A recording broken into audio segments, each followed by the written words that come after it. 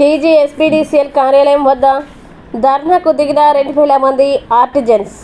ధర్నాతో దద్దరిల్లిన మింటు కాంపౌండ్లోని TGSPDCL కార్యాలయం artisan అని regular చేసిన తర్వాతనే జేఎల్ఎం సభ. అదే సందర్భంలో రేపు ఎలక్ట్రిసిటీ డిపార్ట్మెంట్ ప్రైవేటీకరణ చేయడానికి కేంద్ర ప్రభుత్వం ప్రయత్నం చేస్తే తెలంగాణలో ఉన్నటువంటి విద్యుత్ ఉద్యోగులు ఆర్టిజన్స్ ఎదురు తిరుగుతారనే విషయాన్ని కూడా కేంద్ర ప్రభుత్వం తెలవాలి.